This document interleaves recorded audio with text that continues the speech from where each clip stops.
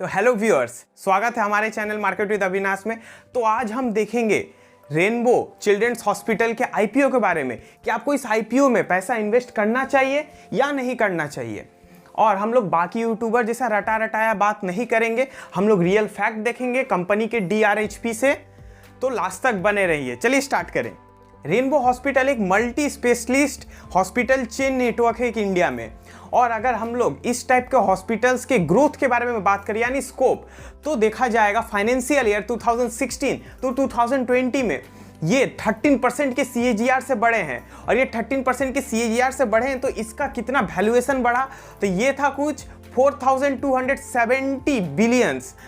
और हम लोग अभी देख सकते हैं कि फाइनेंशियल ईयर 2020 से लेके 2026 तक ये भी ग्रोथ एकदम सेम एक्सपेक्ट हम लोग कर सकते हैं। ये भी करीबन आपका बढ़ सकता है फ्यूचर में भी कम से कम 12 से 13% के CAGR ग्रोथ से।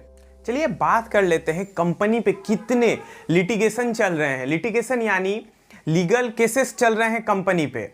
हम लोग इसे 3 पार्ट्स में देखेंगे, एक कंपनी के ऊपर, एक रहा प्रोमोटर्स के ऊपर और एक डायरेक्टर्स के ऊपर कितने केसेस चल रहे हैं।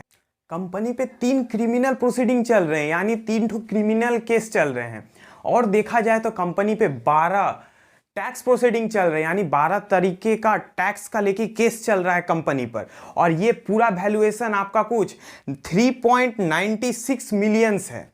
ये काफ़ी बड़ा एक टैक्स के लेकर केसेस चल रहे हैं इस कंपनी पर। और देखा जाए डायरेक्टर और प्रोमोटर्स पे 1 क्रिमिनल प्रोसीडिंग केस चल रहा है। तो ये काफ़ी बुरी बात है कंपनी के लिए, क्योंकि आप देख सकते हैं काफ़ी तरह के क्रिमिनल प्रोसीडिंग है, यहाँ तक कि प्रोमोटर्स के ऊपर भी है और डायरेक्टर्स के ऊपर भी है।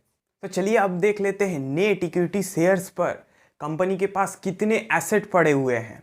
और इसी वीडियो में हम लोग का टोटल एसेट, टोटल लाइबिलिटीज और नेट एसेट कंपनी का कवर हो जाएगा। और इसमें हम लोग ये भी देख लेंगे कंपनी के पास कितने के एसेट पड़े हैं पर शेयर्स के हिसाब से। ये काफ़ी इंपॉर्टेंट पैरामीटर होता है। तो आप ये देख सकते हैं कंपनी का जो टोटल एसेट है वो मार्च 2019 31 तक कितना था, फिर मार्च 31 2020 तक कितना था, फिर मार्च 31 2021 तक कितना था। तो अगर मैं आपको बताऊं टोटल एसेट आप देख सकते हैं जो 9263.96 था। उसके बाद कंपनी ने बढ़ाया, फिर हुआ है 2020 में 10,192.37 और फिर मार्च 2021 में 10,812, यानी एसेट काफ़ी अच्छे तरीके से कंपनी ने बढ़ाया है। अगर हम लोग लाइबिलिटीज़ की बात करें, जो टोटल लाइबिलिटीज़ है, तो आप यहाँ देख सकते हैं 2019 में ये था 5,542, उसके बाद वो बढ़कर हुआ 6,099, फिर उसके बाद बढ़ के 2021 में हो गया 6,328, यानी लाइबिलिटीज़ भी एसेट के मुकाबले इक्वली बढ़ रहा है। अच्छा, अगर हम लोग देखें नेट एसेट, अगर मैं आपको बताऊं नेट एसेट कैसे कैलकुलेट होता है। नेट एसेट यानी टोटल एसेट माइनस लाइबिलिटीज़, उससे हमें पता चलता है नेट एसेट कितना है कंपनी के पास, मतलब लाइबिलिटीज़ देने के बाद कंपनी के पास कितना संपत्ति बचेगा। तो आप यहाँ देख सकते हैं 2019 में कंपनी के पास है 3,721 और 2020 में आप देख सकते हैं 4,093 और फिर आप देख सकते हैं 2021 में 4,483। ये काफ़ी अच्छा आंकड़ा है अगर लाइबिलिटीज़ देने के पास कंपनी के पास इतना बचता है। फिर हम लोग देख लें number of equity shares outstanding, मतलब कितने सारे इक्विटी शेयर्स हैं कंपनी के पास। तो आप देख सकते हैं मार्च 31 2019 में 9,18,44,961 शेयर्स था और ये सारे ईयर्स में सेम रहा। अच्छा, अगर हम लोग देखें नेट एसेट वैल्यू पर इक्विटी शेयर्स, मतलब कंपनी के पास हर इक्विटी शेयर्स के लिए कितना एसेट है, तो आप यहाँ देख सकते हैं 2019 में ये आंकड़ा था 40.52, यानी 40 था पर इक्विटी शेयर्स के हिसाब से। उसके बाद मार्च 2020 में 44.57 हुआ, अच्छी बात है काफ़ी। और उसके बाद फिर 2021 में 48.82, ये भी एक प्रीटी इंप्रेसिव नंबर है। इस तरह हमें क्या पता चल रहा है, हमें पता चल रहा है कंपनी काफ़ी अच्छे तरीके से अपने एसेट को बढ़ा रही है। तो कंपनी का मेन मोटिव देखा जाए आईपीओ लाने का, यानी आईपीओ के पैसे से कंपनी क्या करना चाहती है।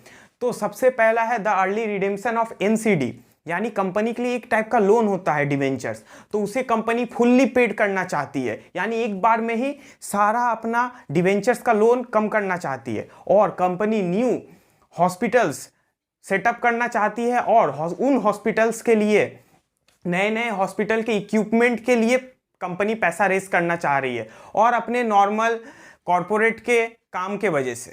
चलिए अब बात कर लेते हैं सबसे इंपॉर्टेंट पैरामीटर पे कि कंपनी का लोन कितना है या कंपनी पे कितना लोन है। तो देखा जाए नॉन करेंट लाइबिलिटीज, यानी नॉन करेंट लाइबिलिटीज मतलब व्यूअर्स होता है जो लोन लॉन्ग टर्म के लिए हो, यानी 1 ईयर से ज़्यादा के लिए हो। तो देख सकते हैं आप 2019 में ये लोन था 497, उसके बाद 2020 में ये लोन हुआ 458 और 2021 में ये हो गया है 405। यानी देखा जाए तो कंपनी अपना लोन कम करते हुए आ रही है, लॉन्ग टर्म लोन। और व्यूअर्स अगर हम लोग बात करें करेंट लाइबिलिटीज, यानी जो लोन 1 साल के अंदर पेड ऑफ करना होगा कंपनी को, यानी शॉर्ट टर्म लोन, तो देखा जाए 2019 में ये था 118, उसके बाद फिर 2020 में हुआ 74 और अभी देखा जाए तो ये 77 पे है, यानी 2021 में। तो लोन तो कम की कंपनी 2019 से लेकर 20 के अंदर, उसके बाद कंपनी पे फिर कुछ लोन आ गया है। तो शॉर्ट टर्म लोन एक तरह से देखा जाए तो कंपनी का भी इंक्रीज हुआ है।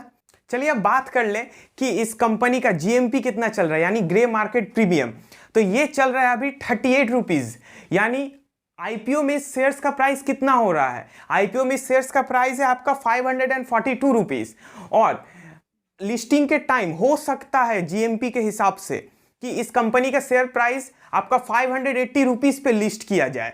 तो उम्मीद करते हैं आपको ये वीडियो बहुत पसंद आया होगा। अगर पसंद आया तो प्लीज़ चैनल को सब्सक्राइब कर दीजिए और वीडियो को लाइक कर दीजिएगा। तो मिलते हैं फिर से नेक्स्ट टॉपिक के साथ, तब तक कीप इन्वेस्टिंग, क्योंकि सबको बढ़ने का हक है।